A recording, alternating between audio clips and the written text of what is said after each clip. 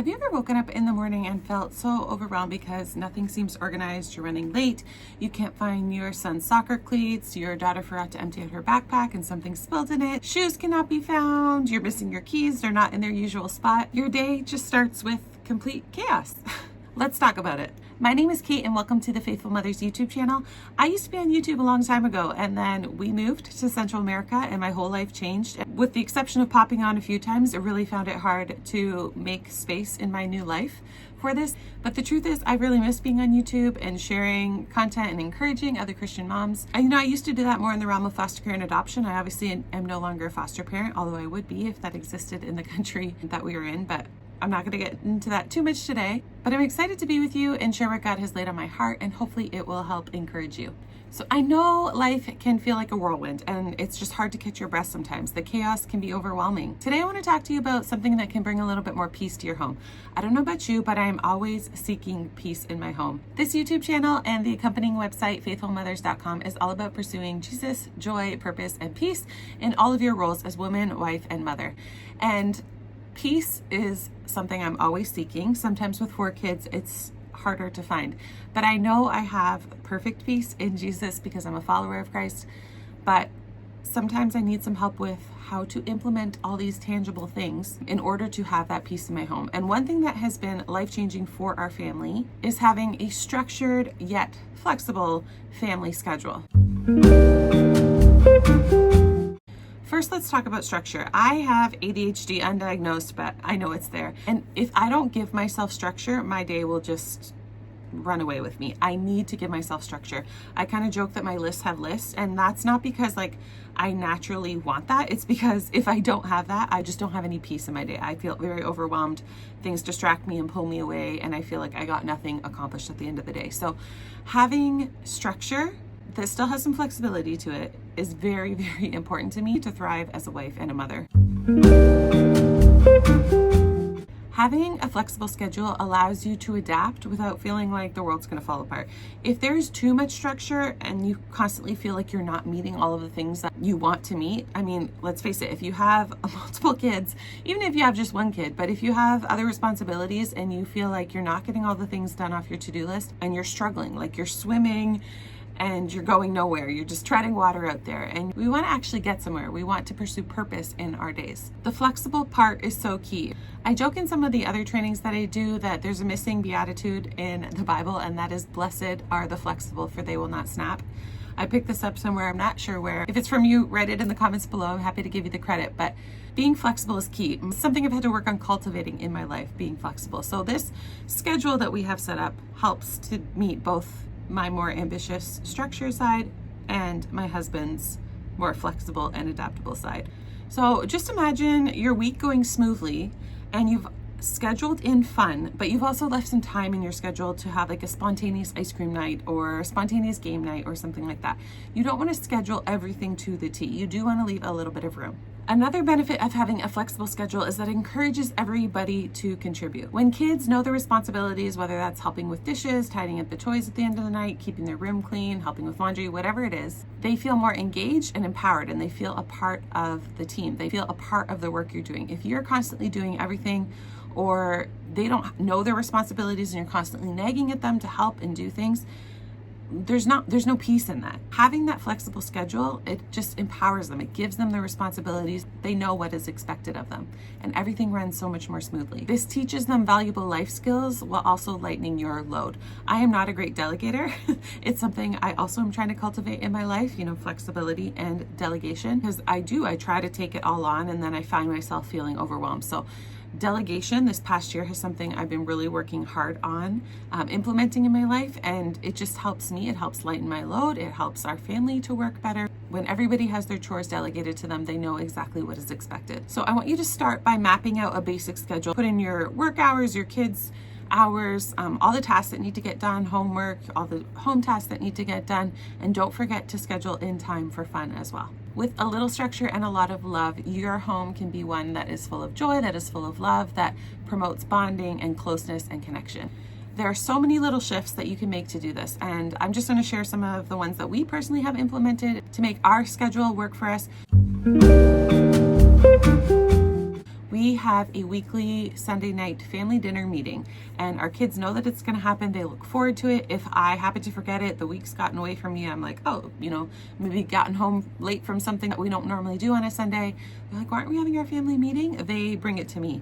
So they look forward to it. We look forward to it. I use this family meeting planner that I created. I'm going to insert it here, and it just has 52 weeks of this page, and then it also has a monthly evaluation or a monthly reset page as well for each month. But we talk about our highs, our lows, we talk about any discussion points we need to talk about. And some things that have come up recently is like, we've talked about ask for, hey mom, how can I help? Hey dad, how can I help? How can I help? Count, keep track of how many times, we say this to our kids, keep track of how many times I can say, how can I help? And try to beat that each week. You want to be a helpful person, not only as a part of our family, but in the future. So that is one of our most recent discussion points. Another recent discussion point is completing the cycle. We use a dish, we wash it and put away. We do not have a dishwasher, so dishes can pile up real fast with family of 6. So something I've been trying to train the older girls, because we've all gotten in the bad habit of just dropping it, and whoever's doing dishes that day or that night is left with this huge sink full of dishes. So that's another recent discussion point, is like, complete the cycle. You pulled it out, you need to put it back away. So that includes using the plate, washing the plate, drying the plate, putting it back where you found it. So little things like this come up in discussion points. It's super helpful to keep a record, so we can go back and look what we talked about the fall. We've been implementing that. Otherwise, like, that intentionality just goes out the window. Like, being intentional about these things helps our family to grow. It helps to promote closeness and connection within our family as well. In this family meeting planner, I also have an area for chores. We talk about which 2 nights, and we try to keep it the same so the girls know what to expect, but our older 2 girls are completely responsible for doing the dinner cleanup. So one is on dishes and one is clearing the table, wiping the counters, sweeping up, whatever. So which 2 nights, Lilia, are you going to do dishes this week? Which 2 nights, Marissa, are you going to do dishes? And we found that letting them pick actually makes them an active participant in it, and they're not like complaining, oh, I have to do it again. They have a little bit of control over when they're going to do it. So I find they do it with a lot more joy, and it creates a lot more peace in our home. And this is a time where we've been able to focus on work and reading with our younger kids, because the older kids are cleaning it up and it doesn't always fall on mom and dad. Usually dad did most of the dishes. I do the cooking. Dishes is not my favorite chore, so that's something Greg and I had worked out. But our kids are 11 and 12 now, and they always helped here and there, but we are giving them ownership of that chore now. So they each do the dishes fully and completely, clean up the kitchen, close it down for the night for 2 times a week each. So that only leaves 3 other nights for Greg and I to deal with it. We always start these meetings off with highs and lows and talking about highs and lows for the week, things that made us laugh, things that were memorable. And this is great because we can look back and see all of these things at the end of the year. I want to look back and see all of these things that were highs for us this year, and we can go back and reflect on them. So I just love having this record of them. I mean, we used to talk about them at family dinners, but we didn't write them down. So having this record of them, I just think is going to be a super sweet thing to look back on. And we also have a memory verse that we memorize every week. And, life gets busy and we sometimes forget, and we're all like, oh, what was the memory verse? We didn't even work on it this week. But writing it down and just being intentional about that and learning a new verse or 2 or 3, depending on how long the verses are. But memorizing scripture every week, that's obviously going to aid us in the area of spiritual growth as a family. So that's something else that we implement in this family meeting as well. So something else that we have implemented is called Family Blessing Hour. I'm not sure where I saw this, probably on Instagram somewhere, but after church on Sundays, we live half an hour away from our church. We have to drive into the city daily to drop our daughter Rosie off at school. So we actually grocery shop after church to save on gas and just to cut down on one trip. We usually get an ice cream or a little treat after church for the drive home from grocery shopping, because we have to leave the house quite early to get our church set up. I run the children's ministry programs there, so we got to open classrooms and get videos set up and all of that. So we leave our home quite early. So this ice cream treat is something that our family looks forward to. This is a little bit of fun that is with, things that need to get done, like grocery shopping. We do not live in an area where we have click and collect, and we don't have access to some of the first world things here. So we are still kind of living like 100 years ago, as far as, having to do your own groceries and go to the store and load it all up and whatnot. But we make it fun. The kids get to pick a little ice cream treat out for our 30-minute drive home. So after we get home, we do this family blessing hour, and the kids know that before they can have any rest time, they want to play games, they want to have screen time, whatever they want to do on Sundays. We do really try to leave Sundays as a family day I like to do my whole Sunday reset. So take a nap often on Sunday. So I have a couple hours where the kids are just like, they know they're on their own. But before they can do anything fun that they want to do, make bracelets, whatever it is, we participate in this family blessing hour. So it usually starts with putting away the groceries. I usually clean out the fridge during this time as I'm putting all of our groceries away, so organizing anything, getting rid of any leftovers. We'll often eat a lot of those leftovers for Sunday lunch. And yeah, so one kid tackles dishes, one kid tackles sweeping of the whole, common spaces. They have to make sure their rooms are clean. One daughter usually tackles the bathrooms and just kind of does a straightening up of all of our bathrooms and tackles the floors. And then our little ones are usually in charge of cleaning up all the toys and things like that. So we call this our family blessing hour. Greg is often cleaning out the car in this time, but we are just resetting our home for the week ahead. And before we go into our rest and relax, we just do this family blessing hour. And even just calling it a family blessing hour has just helped to change our perspective of what this is and what this does for our family, and not view it as work, but view it as a blessing that we are, one, being grateful for all these things. We have dishes to clean because we have food to eat, and we have floors to sweep because we have a beautiful, healthy family that's running around, and dogs and cats and mud being tracked through the house because we had fun outside. So not only does it help posture our hearts in gratitude, it just sets us up for the week. Something else that's part of our family schedule is we have kind of a whole mixed match of school. Our older girls homeschool in the morning. Rosie goes to a private school in the city. Our older two girls from 12 to 5 go to a Spanish public school, and then we have a 3-year-old also. So we're kind of all over the place with where we're going. Schedules, kids' schools are totally different. One starts in February and goes to November. The other one starts in August and goes to May. So we are kind of all over the place. We need to be organized in order to get everything done.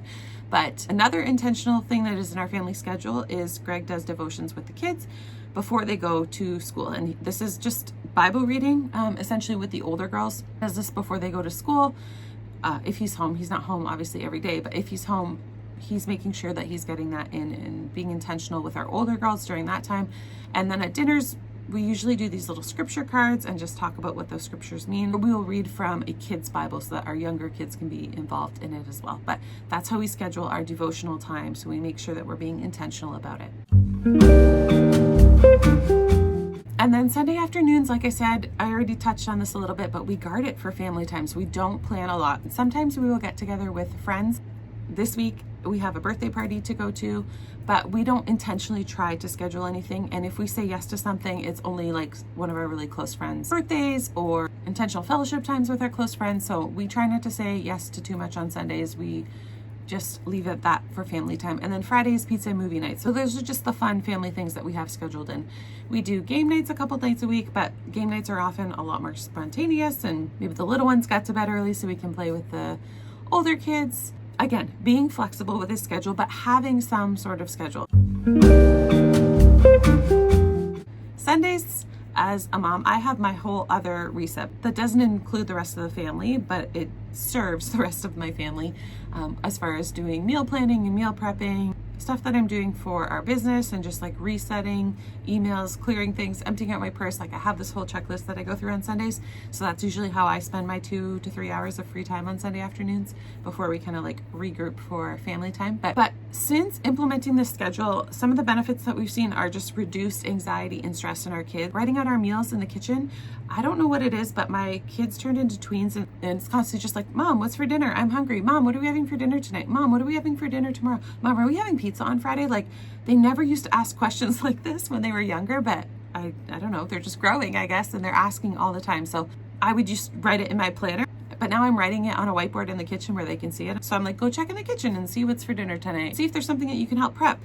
We also recently discussed in our family meeting of like having dinner ready to go at 5 and eating a little bit earlier, because our older kids get home from school shortly after 5. So that's something on me. I've tried to prepare dinner a little bit earlier because we often have activities and things going on in the night, and then we're just like missing that family time. So changing our dinner time, that's the season that we're in, just trying to be more intentional about eating early. The kids know, the kids are fed. It's also increased our overall quality time as a family because we've scheduled fun, we've scheduled chores, we've scheduled devotions, we've scheduled all the things that we want to do as a family unit. but not being so rigid that there's no flexibility. So it really has increased our family time. Dates are included in this. We try to do a lot of one-on-ones with our kids and take turns going through the 4 kids, and whether it's me or whether it's my husband. And it could just be taking them along for an errand. Errands are a minimum of an hour drive both ways for us, so we can get a lot of intentional time in with each kid that way.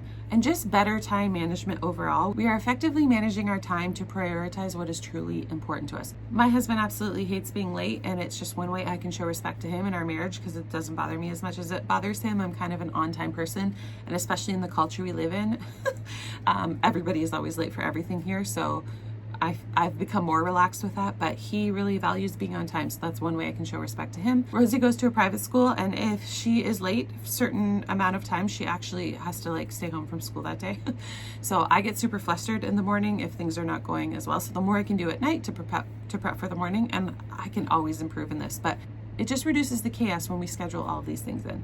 And another benefit is it's prioritizing our family values. We have a whole family value statement that we actually have in the front of my planner. You can write one out for your own family. How are we prioritizing the thing that we say are values and priorities to us as a family unit? So implementing the schedule has really helped with that as well. So doing this just removes friction points that a lot of families can argue about, or siblings can argue about, or there's just a disruption in the piece. When you have this flexible schedule, all of these things that need to happen to make your life function properly are happening because you've scheduled a time for them. You're getting the connection, you're getting the closeness with your family because you're scheduling in the fun, you're scheduling in one-on-one times. Scheduling and giving a framework is just so helpful to a family unit. So how would you go about implementing your own family schedule? For one, I would say involve the entire family. If this is something new and your kids aren't used to it, your husband maybe is not used to it, they might think it's kind of weird, why are we being so scheduled with our family? Involve the whole family.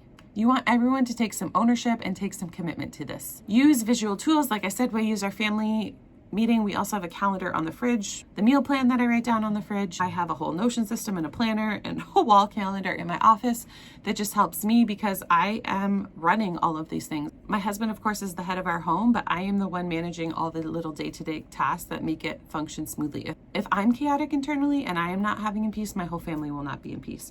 So that's a responsibility I've taken on myself. So I have extra visuals to help me with this. We also have a rule chart and a family goals planner. Those are some free printables. I'll actually link down below for you. If you're interested in them, they might help your family out as well. Another thing is block scheduling. Maybe your kids are in activities. Well, try not to schedule activities every single night of the week. Maybe you and your husband conquer and, one is going to hockey and one is going to swimming lessons or whatever, or you just load up the activities all on Saturday or on the beginning part of the week, but try and group things together. Groceries, errands, try and group those things together so that you have better use of your time. Also, make sure you schedule breaks. I like to look at the whole year and see when things are just naturally a busy season and how can we schedule some rest and relaxation around that. We just recently spent a night away. The kids were on their school break. Kids got a whole week off for our Patriots Day kind of thing here. So we took a night away. We drove away for a few hours. We actually came home with a rescue dog, which is why we were going that far. But we scheduled a fun little night away. We invited our friends to it. Every year, just closing out the year, we have a little family mountain getaway that we have started as a new tradition. Our kids don't get to experience cold anymore. We're Canadians, but we live in the tropics. So we go up to the mountains where we actually can sleep under blankets, and it's just fun and festive, and our kids look forward to it every year. So this will be our 4th year doing that. But just scheduling these little rests and pauses, whether that's just Sunday afternoon rest or vacation or weekend away or date nights, all of these things you need to schedule in to be intentional with your time as a family.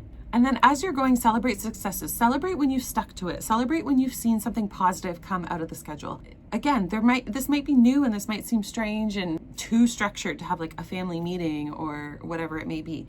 But celebrate successes along the way and just keep going with the enthusiasm and with the joy of doing this and all the benefits that it brings to your family. And finally, adjust as needed. Maybe you write out a schedule and you're a few weeks into it and you're like, no, this doesn't work and this feels too restrictive and this isn't a good time for this or whatnot. But adapt as needed. Make it work for your family. Every family, of course, looks different, but if you design your schedule around your values and priorities as a family, it's only going to help you thrive. So I want you to share any scheduling tips that you have if you've implemented this as a family already, or maybe some challenges that you have. And our community can maybe comment and answer some of the things that they have implemented that have helped their family, that will maybe help yours and the specific challenge that you're having. And if you don't have one already, write down, brainstorm with me in the comments. What does your ideal family schedule look like? To continue on in this series, I'm going to call it Creating Peace in the Home. Watch for the next video, which is titled Intentional Family Connection. Remember, clarity allows for deeper connection and more meaningful moments together. Establishing routines that honor both structure and flexibility, you are paving the way for more peace in your home, where joy and fulfillment can flourish, allowing your family to truly thrive amidst the chaos of everyday life. Thank you so much for watching this video. If you liked it, give it a thumbs up. Subscribe if you're new here. I would love so much for you to join the community, and I'll see you in the next video. Bye.